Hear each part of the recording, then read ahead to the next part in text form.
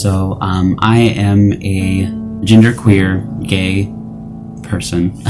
Throughout my entire life, I've been criticized mostly. However, my mother has been my biggest supporter throughout my entire life. She's always taught me to be who I wanted to be without criticism, without taking criticism from anybody. And she always taught me to put myself forward and speak for those who didn't so otherwise really have a voice to speak for themselves. I know as a person that my rights are valid and I should not put anybody else before myself. Throughout my entire life, I've kind of learned to who I was, and I've also learned to grow as a person and also grow my voice with growing myself. Coming to Fort Hays, coming to college in general, and just growing up has taught me that people out there don't necessarily have the resources to be who they want to be, and they continuously get criticized for their identity, for literally anything, the color of their skin, whether it be in the gay community or not in the gay community, or within the LGBTQ community or not within the LGBTQ community. So coming to college, I have learned as a leader of the Gender and Sexuality Alliance that standing up for those people is very important, because it's not just you, it's everybody else. And just because I self-identify as genderqueer gay person, I am also subjected to certain privileges that people do not understand and that other people are not equipped to. So I have learned to use my privilege that I have to be a voice for those that do not have one. In college, there are a lot of people scared to be who they are with fear of criticism from their peers or anybody within a certain community. So I have learned to be an outlet for people who are terrified. Again, being the leader of the Gender and Sexuality Alliance has taught me so many things, as not only a leader, but also as someone to be a guidance, to guide people, to help people, to speak out to those people, to talk to people about those problems, to just help as much as I could. And I think that's probably the most important lesson that I've learned growing up. I've also learned that criticism in my life has impacted my family as well as my close relatives. And I have also learned that if my life impacts them so much, then what makes it so important for them to be in my life? Is it validation? Is it needing to be loved? I don't know. However, over the course of years and years of self-doubt and self-reliance, I have learned to not necessarily push those people away, but to live my life how I want to live without judgment. Self-reliance is probably the most important aspect that I learned from growing up. I've learned that you don't necessarily need the validation of other people. The important thing is that you are living your true identity about who you want to be without judgment from others. You don't have to loathe for that exception. You don't have to loathe for being accepted by other people. As long as you are living your truth, then that's what matters. When I look in the mirror, I saw myself thinking that I was never going to change the world. I was identified by the letters I wrote of how people knew me. A for addict of pornography, A for alcoholic, D for depressed, E for emotional, G for gang member, I for ignored, L for lonely, S for stupid, O for outcast, Q for quiet, L for loser, U for ugly, and W for worthless. But I had one letter that stood out than the rest, A for autistic. I remember how my therapist told me that I wasn't going to have a career, to go to college, to have friends, to be creative. I was blinded by the letters because I always think of how people judge me for who I was. I thought that I was always the hardest to love, but I never saw myself for who I really was and by my actions. And I was never loved by anyone because I was so scared to love anyone. However, in high school, I saw a story of a girl named Rachel Joy Scott who rose from a Columbine flower, and that she was known for her act of kindness to anyone who was considered an outcast. She touched millions of hearts. because Rachel embraced her faith to God's love and kindness. Rachel had aspects of compassion to everyone, not judge them based on their looks, looking inside for who they truly are. She was mocked by almost all of her past friends, which results her death just for believing in God.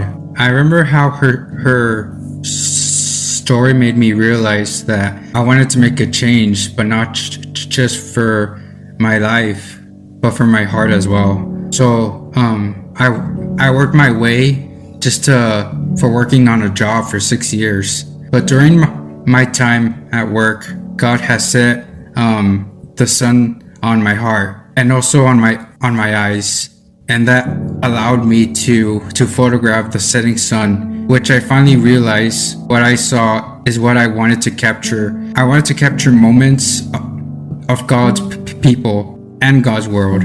I finally achieved my path to finding who I am after graduating from a 4-year college. I started to realize that I'm ready to make my future a reality. The following year, I looked back at myself in the mirror and saw photographs of friends that later turned into families that genuinely loves me and the Lord. That's when I finally realized that looking for God's love was my freedom to change the world. From the college that roared out the light of heaven to a cold mountain that impacted my life, to an eagle flying in the sky to save children's lives, that's when I wanted Jesus in my life. I believe Jesus saw the letters and he showed me that there were only illusions of my sins. I asked him to rip all of the letters out of me, all except for one. A for autistic was attached on me because he told me that this letter was something special. He then put the letter A into my heart because he showed me that it's okay to be different than others. I believe that God had set Rachel Scott to earth to impact everyone with her love and kindness. Rachel's story has brought me to walk with Jesus and to not be afraid of my autism. I'm willing to walk in her shoes and start a chain reaction. So if you want to make the world a better place, take a look at yourself and make that change, because you and I were made in heaven. Being half black and half white while growing up in a predominantly white community, I always tried to hide half of myself. I'd always straighten my hair. Up until a year and a half ago, I never embraced my natural curls. I wouldn't want to spend too much time in the sun during the summer months because I feared becoming too dark. I always wished I had green eyes like my dad. It took me way too long to fully accept myself as a person of color, to love my frizzy hair, sweet melanin, and soulful brown eyes. At times I felt alone, stuck between two different identities, not sure where I specifically fit in outside of my home. I personally understand how it can feel to think of yourself as an outcast, physically, mentally, and emotionally. But what truly matters isn't skin deep. Your character, your morals, your values, how you care for yourself and others, what you do to help those around you, the energy you accept and exert into your surroundings and the world, that is what truly matters. You should not feel defined by the color of your skin. Yes, you should feel proud of your culture and ethnicity, but above all of that, you are a human being. We are all a part of humanity, a member of the human race. We should strive to be one, accept one another, come together, and inhabit this earth peacefully together. Black is beautiful, white is beautiful, Asian is beautiful, Hispanic is beautiful, Indian is beautiful, Native American is beautiful. All races and ethnicities are beautiful. In times where you feel isolated, separate, lost without guidance, worried, insecure, scared, anxious, depressed, know that you are not alone. I too have felt alone and rejected, but I use it to inspire me, to drive me to reach my goals, to motivate me to help others who felt the same as I had, to show them that you should never give up hope. I now have goals to earn my PhD and instruct courses at a college university. Being a senior in college and only ever having one black teacher as an educational role model genuinely sparked something within me. I want to show those who have been in a similar position as mine that anything is possible. I want to advocate for others whose voices aren't heard.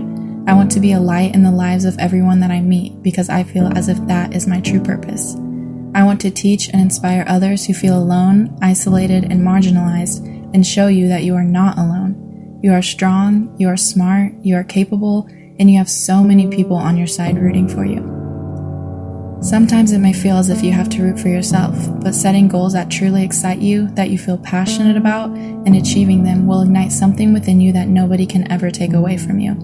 No matter your passion, whether it lies within a career, a hobby, or a state of being, strive for that feeling and never let it go.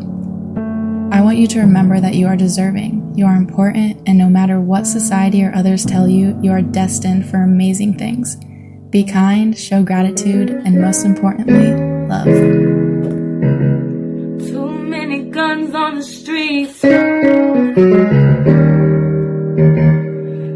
my heart can't take no more. We need some more love in this world. My heart cries out for my people. My anxiety is going crazy. Every day is a new heartbreak. Lord, please send your melody. Just let it rain on me. 'Cause I don't understand. Tell me why